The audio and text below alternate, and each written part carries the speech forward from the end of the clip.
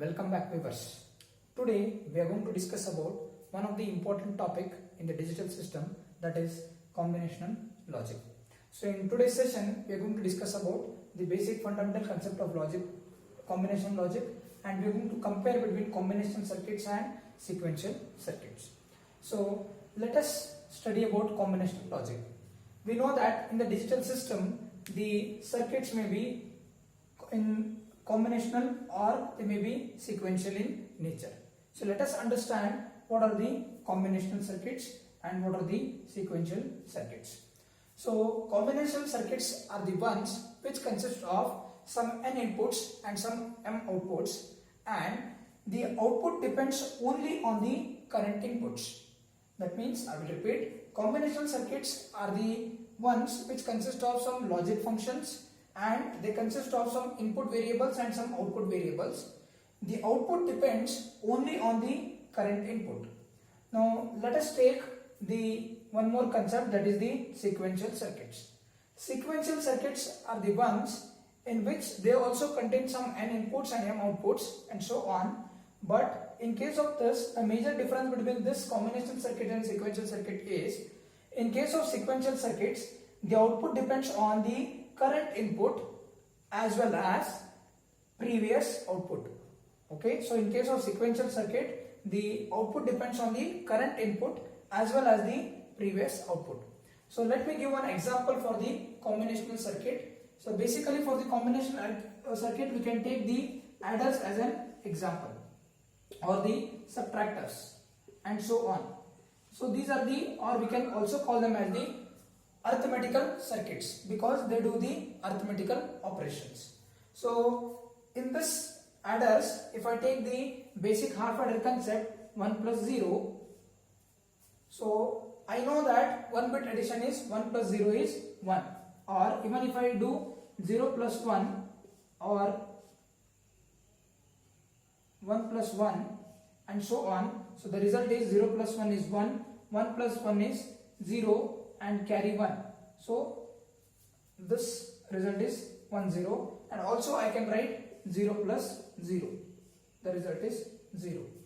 So this should satisfy our basic concept, that is output depends only on the current input. So to get this as the output, and these two are considered as the inputs, to get this output we are concentrating only on the current inputs. So the output is depending on only on the current inputs. So this is the basic concept about the combinational circuits. Now let us study about this sequential circuit with one more example, that we can take it as a counter.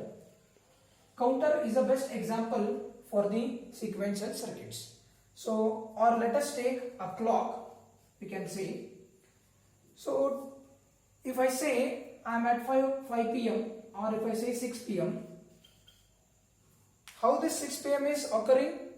So, or if I say 6 p.m. is occurred, earlier to that it was 5 p.m. and after 1 hour it is becoming 6 p.m. That means if you consider this as the output and these are the inputs, so if you differentiate this, so this is the current input and this is the previous result. So previous result was what? Previous result was the 5 p.m. and this is the 1 is added and we are getting 6 p.m. That means this also is satisfying our basic condition, that is output depends on the current input. So the current input is 1 hour or 1 is incremented as well as the previous output. So previous output was what? 5 p.m. and 1 was added, or we call them as the feedbacking. Okay, we take the feedback and the same thing is given back. So 5 p.m.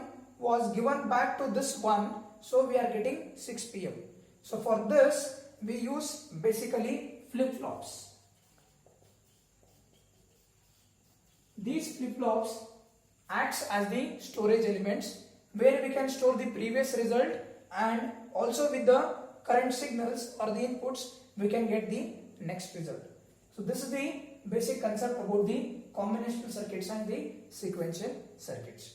So in the next session we are going to discuss about the examples related to combinational circuits like adders and subtractors. We are going to brief about the basic concept of adders, that is the half adder, full adders with the truth table and their circuit diagram. Thank you for this, and I expect you enjoyed the session. This can be asked very importantly for 2 marks, or they may ask you the definition of combinational circuits or sequential circuits, or they may also ask you 2 or 3 differences for 2 to 3 marks. Thank you. I expect a good feedback from you. Hope you enjoyed the session.